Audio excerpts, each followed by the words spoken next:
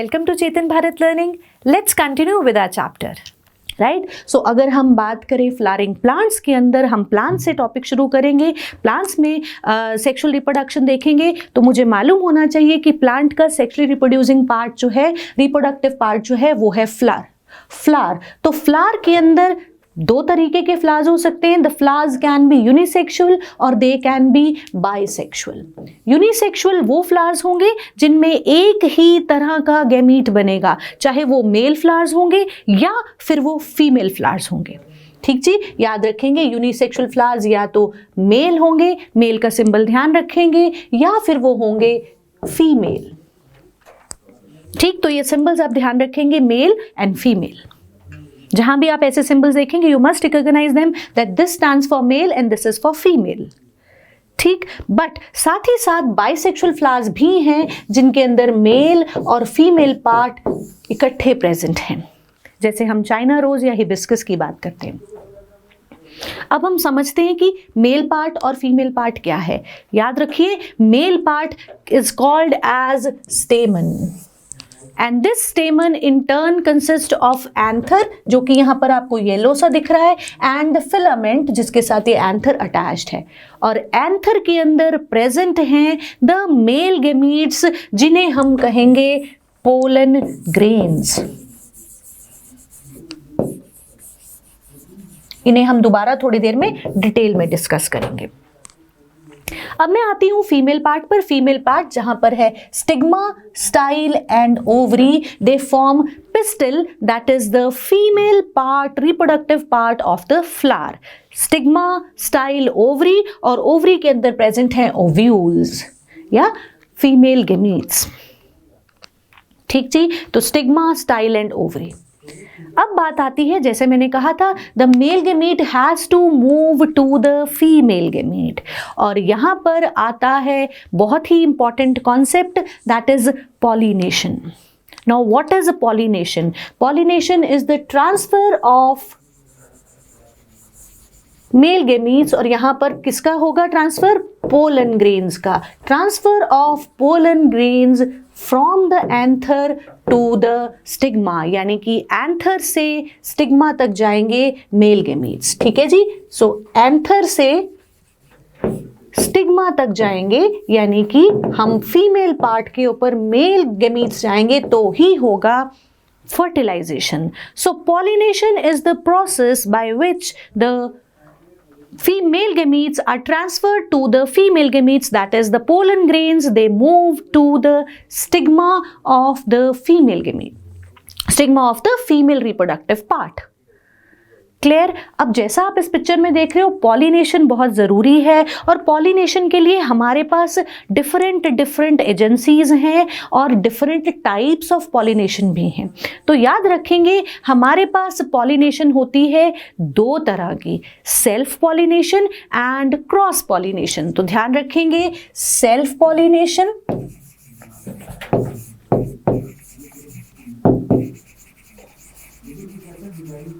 and cross pollination.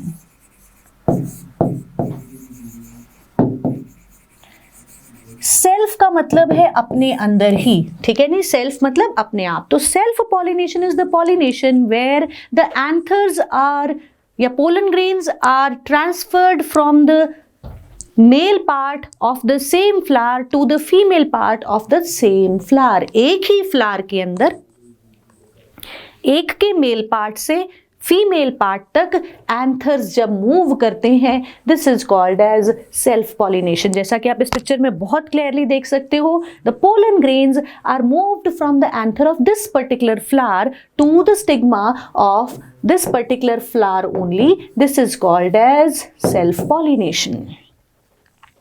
अगर कोई और फ्लावर भी है पर प्लांट सेम है तो भी वो सेल्फ पॉलिनेशन ही कहलाएगी. The transfer of pollen grains from the anther to the stigma of the same flower, either of the same plant और सम अदर प्लांट जो है, तब भी वहां पर क्या होगा? सेल्फ पॉलिनेशन होगी. मतलब अगर फ्लावर बदल गया है पर प्लांट सेम है, याद रखिए सेल्फ पॉलिनेशन अगर उसी फ्लावर में है तो भी सेल्फ पॉलिनेशन है, बट फ्लावर जो है वो उसी पौधे पर है, सेम प्लांट पर है तो भी वो सेल्फ पॉलिनेशन होगी। पर अगर अनदर प्लांट आ गया, कोई दूसरा पौधे पर चला गया, then it is called as cross pollination. और ये स्पीशीज स्पेसिफिक तो होगा ही। अगर ये गुलाब का फूल है तो वो ऑब्वियसली गुलाब का एंथर जो है गुलाब की स्टिग्मा पर ही फर्टिलाइज करेगा। सो स्पीशीज स्पेसिफिक तो होगा ही होगा, बट आप यहाँ एक डिफरेंस याद रखेंगे सेल्फ पॉलिनेशन में और क्रॉस पॉलिनेशन में। अगर प्लांट चेंज हो गया है तो कहलाएगा क्रॉस पॉलिनेशन। अगर सेम प्लांट है, चाहे वो सेम फ्लावर हो या ना हो, प्लांट सेम है तो सेल्फ पॉलिनेशन है। So the transfer of anthers to the stigma of the same flower is called as self pollination. ठीक, बट अगर हम बात करते हैं क्रॉस पॉलिनेशन की, यानी कि अब प्लांट अलग हो गया है, the transfer of pollen grains from the anther to the stigma of the same kind of flower but on some other plant, किसी और प्लांट पर, तो यहां पर हो जाता है क्रॉस पॉलिनेशन। और जैसे आप यहाँ इमेज में देख रहे हैं, पॉलिनेशन के लिए अलग अलग एजेंसीज हैं, अलग अलग मोड्स हैं। तो पॉलिनेशन कौन कैरी कर सकता है? पॉलिनेशन पानी से भी हो सकती है, ठीक है जी, then it is called as hydrophily, या ऐसे फ्लावर्स को हाइड्रोफिलस फ्लावर्स भी कहते हैं। अगर पानी की मदद से पॉलिनेशन हो रही है तो इसे कहेंगे हाइड्रोफिली, अगर बर्ड्स की मदद से हो रही है तो इसे कहेंगे ऑर्निथोफिली, अगर इंसेक्ट्स की मदद से हो रही है तो इसे कहेंगे एंटोमोफिली, और अगर कोई और एनिमल्स इन्वॉल्व हैं, कई बार एनिमल्स के फर के साथ अटैच हो जाता है, उनके क्लॉज में जो है एंथर्स अटैच हो जाते हैं, फिर वो किसी और फ्लावर पर बैठेंगे, किसी और प्लांट पर जाकर बैठेंगे और वहाँ पर उन एंथर्स को स्टिग्मा पर छोड़ सकते हैं एक्सीडेंटली। तो अगर एनिमल्स इन्वॉल्व है then it is called as zoophily.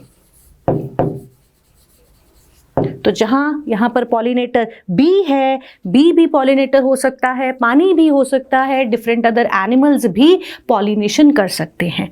ठीक, तो पॉलिनेशन का कॉन्सेप्ट आपको समझ में आया, पॉलिनेशन के डिफरेंट जो है मोड्स भी समझ में आए, सेल्फ और क्रॉस पॉलिनेशन का भी आप ध्यान रखेंगे।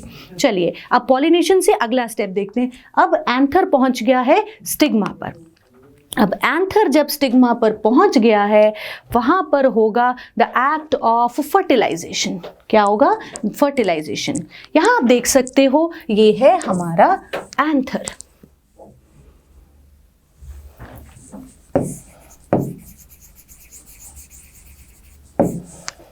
एंथर या जिसे हम पोलन भी कहते हैं, पोलन ग्रेन, ये पहुंच गया है इस पर स्टिग्मा पर। और ये जो यहाँ पर आप पिंक डॉट देख रहे हैं, this is actually the male gamete, यानी कि यहाँ हम इसको कहेंगे मेल गेमीट से और स्पेसिफिक अगर कहें तो मेल न्यूक्लियस कह सकते हैं इसको, क्योंकि मेल गेमीट तो हम इस पूरे एंथर को बोल रहे हैं। ठीक जी, तो इसके अंदर से निकलता है मेल न्यूक्लियस, जो कि स्टिग्मा में मूव करेगा नीचे, क्योंकि स्टिग्मा के नीचे है स्टाइल और स्टाइल के नीचे है ओवरी। तो यहां पर ध्यान दीजिए, स्टिग्मा, स्टाइल और ओवरी के अंदर है द फीमेल न्यूक्लियस और the female egg cell. Male nucleus travel करता है down this blue colour tube, जो कि है पोलन ट्यूब। तो याद रखेंगे एंथर से निकलती है पोलन ट्यूब, जो कि मेल न्यूक्लियस को कैरी करती है, और ये मेल न्यूक्लियस फ्यूज करता है फीमेल एग सेल के साथ, जो कि इस ओवरी के अंदर है, यहाँ पर पिंक कलर का, और यहाँ पर होती है फर्टिलाइजेशन और बनता है फर्टिलाइज्ड एग, जिसको हम जाइगोट भी कहते हैं। So every living individual starts its life as a diploid cell, जिसमें डबल क्रोमोसोम्स होंगे, यानी कि ओरिजिनल क्रोमोसोम्स आ जाएंगे हाफ मेल से हाफ फीमेल से, और बन जाएगा एक जाइगोट। और ये जाइगोट ग्रो करेगा इनटू द न्यू प्लांट। अब जैसे ही ये फर्टिलाइजेशन हुई तो आप देखेंगे फ्लावर के अंदर पेटल्स, सेपल्स और जो पार्ट्स हैं वो फॉल ऑफ हो जाते हैं and the ripened ovary becomes the fruit, और फ्रूट के अंदर प्रेजेंट होते हैं सीड्स जो कि है फर्टिलाइज्ड एग सेल, और ये बनते हैं हमारा फ्यूचर प्लांट। क्लियर? फिर से ध्यान से सुनेंगे। एंथर रीचेज स्टिग्मा, वहां से मेल न्यूक्लियस ट्रांसफर होगा via pollen tube to the female egg cell where the fertilization takes place and the zygote is formed, जिसको हम फर्टिलाइज्ड सीड भी बोलेंगे। तो दिस राइपन्ड ओवरी, जो ये पूरी ओवरी है, ये बन जाती है, कन्वर्ट हो जाती है फ्रूट के अंदर, और पेटल्स, सेपल्स ये सब फॉल ऑफ हो जाते हैं। आप कई बार देखेंगे कई नॉर्मल प्लांट्स, जैसे गुआवा प्लांट देख लीजिए, गुआवा ट्री देख लीजिए, फ्लावर्स आए, फ्लावर्स के बाद वहां पर फ्रूट बनना शुरू हो जाता है। तो राइपन्ड ओवरी इज द फ्रूट, और इसके अंदर होते हैं seeds which is the next generation, and this seed finally germinates into the new plants.